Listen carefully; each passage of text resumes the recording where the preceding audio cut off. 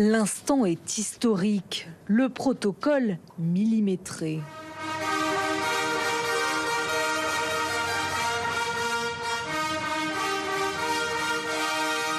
Devant les gardes royaux, sous les yeux d'une foule de Britanniques, Charles III est officiellement proclamé roi sur le balcon du palais Saint-James.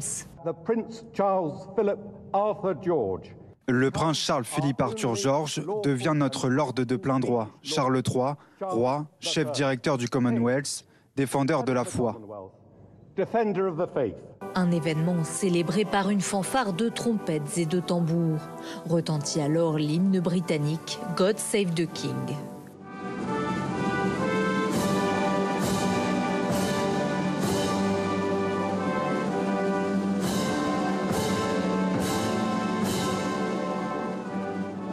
Hip hip! Hip hip! Hip hip!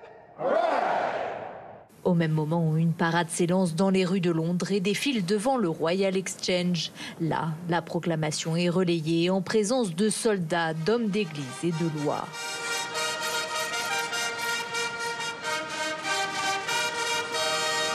L'Angleterre tout entière célèbre son nouveau roi. Des coups de canon sont tirés partout dans le pays.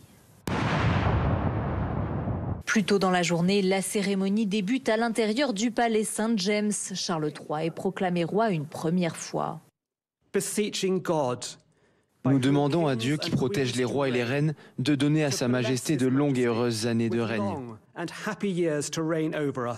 Que Dieu sauve le roi.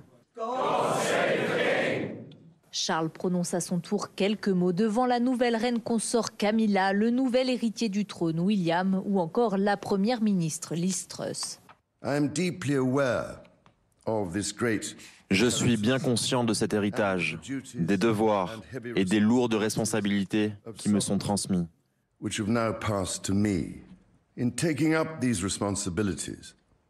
En acceptant ces responsabilités, je ferai de mon mieux pour suivre l'exemple qui m'a inspiré, afin de chercher la paix, l'harmonie et la prospérité des peuples de nos îles et des territoires de notre royaume dans le monde entier.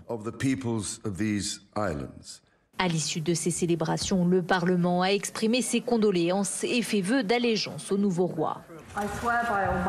Je jure devant Dieu Tout-Puissant que je serai fidèle et véritablement loyal à Sa Majesté le roi Charles et à ses successeurs conformément à la loi. Charles III lui rejoint Buckingham sous les acclamations de la foule. Il a reçu Liz Truss, les principaux ministres ainsi que les chefs de l'opposition. Demain, il sera proclamé roi en Écosse, au pays de Galles et en Irlande du Nord.